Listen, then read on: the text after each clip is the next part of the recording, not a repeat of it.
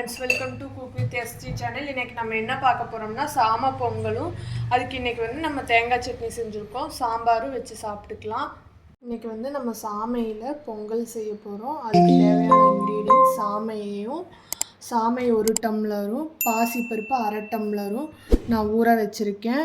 அடுத்து வந்து இஞ்சி கொஞ்சம் திருவி எடுத்து வச்சுருக்கேன். சீரகம் 1 டீஸ்பூன், மிளகு 1 டீஸ்பூன், முந்திரி பருப்பு கொஞ்சம் எடுத்து வச்சுருக்கேன். இப்போ வந்து நான் 1க்கு 4 டம்ளர் தண்ணி காய வச்சுருக்கேன். இப்போ வந்து நம்மளுக்கு தண்ணி நல்லா கொதிச்சிருச்சு. நான் ஊற வச்சுருந்த பாசி பருப்பையும் சாமையும் வடித்து எடுத்து வச்சிட்டேன். அடுத்து வந்து நான் கொதிக்க வைக்கிற தண்ணியில் போட போகிறேன். இப்போ வந்து இது மூடி போட்டு வைக்க போகிறோம். எனக்கு வந்து 2 விசில் வந்தால் போதும்.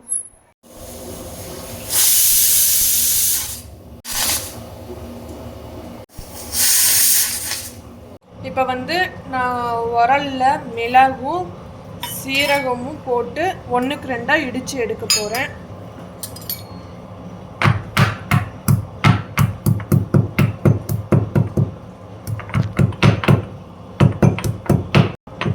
இப்போ வந்து நம்மளுக்கு இந்த அளவுக்கு நல்லா இடித்து எடுத்து வச்சுருக்கேன். இப்போ வந்து நம்மளுக்கு விசில் அடங்கிருச்சு. இப்போ வந்து நான் ஓப்பன் பண்ண போகிறேன். இப்போ வந்து நம்மளுக்கு இந்த அளவுக்கு நல்லா வெந்து வந்துருச்சு. அடுத்து வந்து நம்ம தாளித்து கொட்ட போகிறோம். இப்போ 1 குழிக்கரண்டி நெய் ஊற்றியாச்சு. இப்போ தாளிப்பு கொடுத்துடலாம்.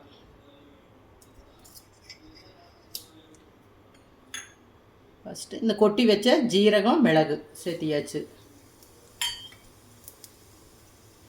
முந்திரி பருப்பு, கருகாப்பில், இஞ்சி 1 பச்சை மிளகாய், அவ்வளோதான். இது நல்லா வணக்கி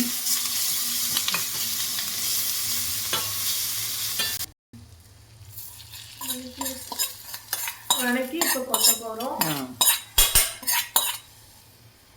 அடுத்து வந்து தேவைக்கேற்ப உப்பு வந்து அளவாக போட்டால் போதும், ரொம்ப வேண்டியதில்லை. போட்டு ஒரு கலக்கி விட்ட வேண்டியது.